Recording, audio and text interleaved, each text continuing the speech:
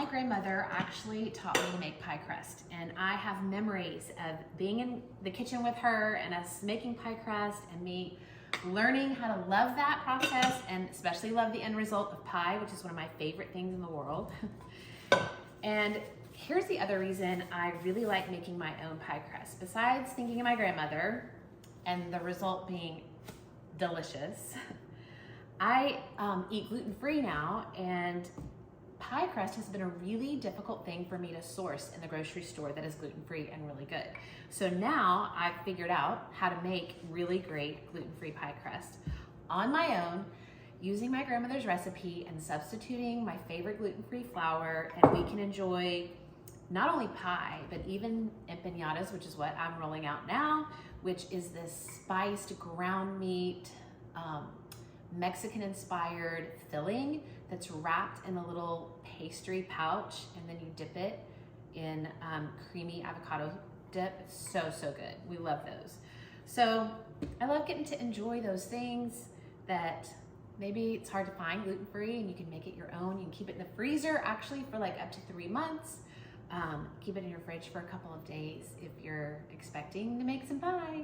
Okay, first thing we need to tackle is how to measure our flour, because there's a right way and there's a wrong way. And scooping it with the measuring cup is the wrong way, because what that does is that traps air inside of our flour in a measuring cup, and we get an inaccurate measurement. So instead, you want to scoop your flour, spoon your flour, not scoop, spoon your flour, because that breaks up all those air pockets and you get a more accurate measurement of your flour. And then you kind of overfill it, because you're gonna take the flat end of that spoon and you're gonna level off your flour. And there you have an accurate measurement of your flour. All right, the first thing you need to know is butter matters. And I use unsalted butter because that way you can control the amount of salt that goes into your baked goods, which is really important. The second thing in making pie crust is your butter needs to be super duper cold, really chilled for, I would say, at least like 15 minutes in the fridge. So here's what I do. I cut it up into cubes first, and then I just take that cubed butter, put it in the fridge to chill, and then it's all ready to dump into my pie crust when I get to that step. Okay, we are gonna take our unsalted butter, and before we gather all of our other ingredients for a pie crust, we're gonna cut this into cubes, because remember, you want your butter to be really cold in order to make that flaky, buttery pie crust. And I'm just using a cheese knife to cut these into cubes because it does not stick to the butter as easily as a regular knife. Use whatever knife you have. I mean, you could literally just use a butter knife. And then we're gonna let this, I need one more cut. We're gonna let this sit in the fridge and chill while I get all of our other ingredients ready, because that gives the butter time to really get cold. And I just leave it on this little paper, pop it in my fridge. Good to go. Next, we are gonna add this into a food processor if you have one. If not, you can absolutely use a bowl with a pastry blender or just a fork or your fingers. Actually, like a lot of people, that is the way that they make their pie crust, any kind of pastry. I love a food processor because it's easy and it gets really even size pieces. You'll see in a minute. And then I'm gonna add in both sugar and fine sea salt. And I have this recipe for you, of course. I like to add sugar to my pie crust because it has a little bit of a crispier crust, and for sweet crust, that works really great. And then you're gonna put the lid on, and I'm just gonna give it a few pulses. Okay, so now our sugar, salt, and flour are all mixed in together and ready for our butter. I'm using gluten-free flour because that is the kind of crust that I make in my home. And my favorite brand that I highly recommend is the Cup for Cup gluten-free flour. I've tried a lot of different flours. Maybe you have one you really like. That one has just been super consistent, and I don't have to add any xanthan gum or anything to it. This recipe works perfectly with regular all-purpose flour also. All right, I'm adding my gluten-free flour and fine sea salt and sugar into my food processor. Again, you can use a bowl with a pastry blender or even a fork. And now I'm just gonna give it a few whirls. There, just to get that mixed up a little bit. Okay, now I'm gonna take that butter that's been sitting in the fridge chilling and break up all those little cubes into the food processor.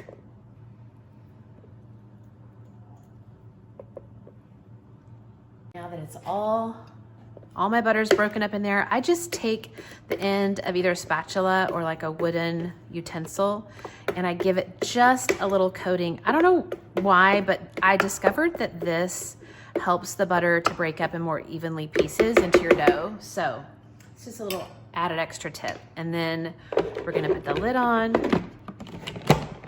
and pulse. I start with like 15 pulses.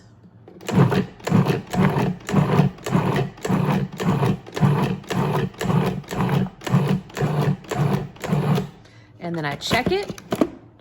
Okay, these pieces of butter are still too large. We want little pea-sized pea-sized pieces of butter coated in flour. So I'm gonna give it some more pulsing.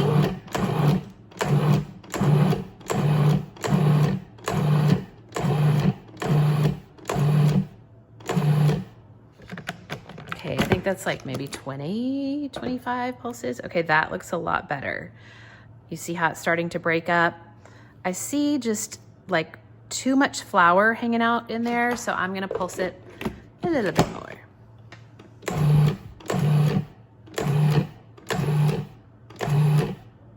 I'm starting to see like these pea-sized pieces of butter that's separated with the flour, and it just looks coarser, those little pieces. So I think we're good. I think we're ready to add our water. The next step is super important because I've had a glass of ice water sitting here while I'm making my pie crust, because just like your butter, you need the water to be ice cold. And that's gonna help form those flaky layers. But before we add our ice water in, so I just measure it, and then I've got a teaspoon of apple cider vinegar that I'm gonna dump in. And as soon as I add that, then I'm gonna start slowly adding. It's gonna drip, just know that that's okay. I'm sure there's a better way, but this is a way. I'm gonna start pulsing it and slowly adding the ice water until it starts to form dough that sticks together in bigger chunks like this. And here, when it starts to do this, like see there's still little pieces in there, then I'm gonna take some, and if I can squeeze it together and it stays like that, you are good. You don't wanna go beyond that point because then it'll be too wet. Even if there's a little bit of flour at the bottom, we are perfect right here. So that didn't take much water at all, maybe 1/3 of a cup. This next part, super fun. I love this part. So I just put a little bit of flour on my rolling mat, and then you're gonna take that crumbly dough, which is totally okay, and you're gonna scoop it out onto that very lightly floured surface. You don't need a mat at all. That's just easy cleanup for me with all this dough. So you could also use a cutting board. That would work great. And now you're gonna take all those crumbles and all those pieces and form them into a disc. You can make a ball and then flatten it into a disc. I just kind of make this little disc as I go. Get all those little pieces. You don't want to handle the dough because there's little chunks of butter in there, and the more you handle it, it melts that butter, and you want to keep the little chunks so that it makes flaky crust. And then press it down into maybe a 6-inch disc. Don't worry about like little cracks like that. That's all good. That's gonna roll out, no problem when we're rolling out our dough. And I'm gonna just cover it in plastic wrap, and then we're gonna chill it in our refrigerator so that the dough is really nice and cold before we roll it out. You can also freeze it at this point. You can put it in a Ziploc bag after it's been wrapped and put it in your freezer and have dough on hand whenever you need it. All right, our dough is chilled. It's set in the fridge for about 30 minutes. It can actually stay in the fridge for up to 2 days, or you can put it in a Ziploc freezer bag and keep it in your freezer for up to 3 months and then just thaw it overnight in the fridge when you're ready to use it. If it's been in the fridge for like an hour or two, it may be too hard to roll out and you just need to let it sit there for maybe 10 minutes until you can take a rolling pin and easily start to flatten it. We're just gonna use a lightly floured surface to roll out our dough, and then I take my rolling pin and I just roll it through that flour a little bit so that it doesn't stick to the dough. So I go across my disc back and forth just to start it and get it going, and then I turn it a quarter of the way and go across it again.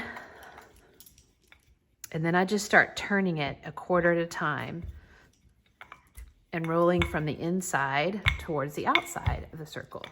Don't worry about the cracks. That's totally gonna be okay. If it's cracking too much, you can pause and let your dough come a little bit more pliable and get a little softer sitting at room temperature. And then every now and then, I turn it over and add a little more flour to the surface just so that it doesn't stick on the bottom, and I can kind of roll these cracks out on the other side. And then keep rolling it. Okay, if that happens, here's the beauty of pastry is you can just mend it back together. And then I'm gonna start rolling in towards that just to make sure it gets good and stuck together. Now the test, I think I'm at about a 14-inch circle, 12, 14 inches. And I just put my pie plate on top of that because I wanna make sure that there's plenty of overhang of my crust. I personally like a pretty high crust on the sides, and I'll show you that. And then I use the leftover that we trim off for decorations. Now here is your trick to getting this pie crust on your pie. You're gonna roll it around your rolling pin and roll it all the way up carefully, and then set your pie plate down and then lift that up and unroll it on top of your pie plate. Voila! There you go.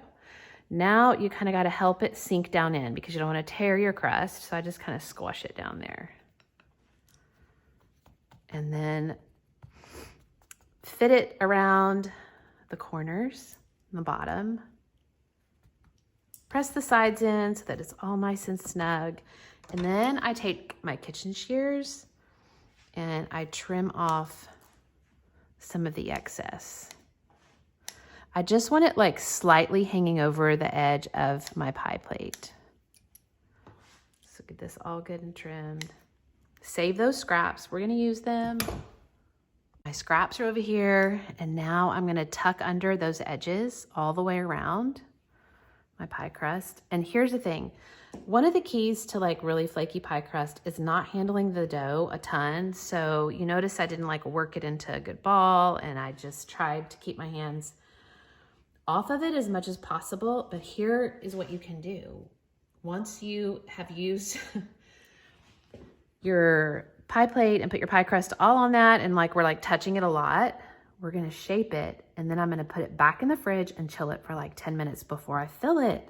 Again, we're getting that butter really, really cold, and we're gonna put it into a really hot preheated oven. And those are your hacks right there. Those are your most important tips in making your pie crust turn out really well, is really cold dough in a really hot preheated oven. So give your oven plenty of time to get hot and preheated. So I just pinch my fingers together like that to make this little fluted edge. You can also use a fork and you can press the edges without fluting them. I know we already fluted them, but that just shows you another option. This to me is just, this is how my grandmother taught me. So I just do this. Just reminds me of her whenever I make pie crust. Okay, we're not gonna waste any pie crust. No pie crust goes unused. We're just gonna roll this out like we did the other one. Need some more flour going on here. And then I just grabbed some of my Christmas cookie cutters because that's kind of the season we have coming upon us. You can use any cookie cutter. You could use like the rim of a glass just to make some circles. And then we're going to cut these out.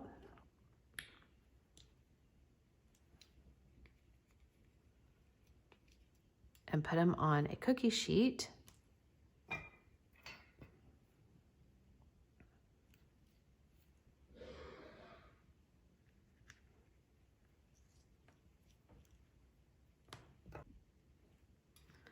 And I think these would be really, really cute on top of a pumpkin pie or a pecan pie or a sweet potato pie. And you want to add them maybe midway through baking your pie. You don't want to add them at the beginning because they tend to get burned. Honestly, this would be like a great treat to have. I need to roll that more. While your pie's baking, because you can bake these really quickly and just sprinkle them with cinnamon sugar. That would be delicious. And these would be great like on even a charcuterie tray on top of a brie or just as decoration. I'm down.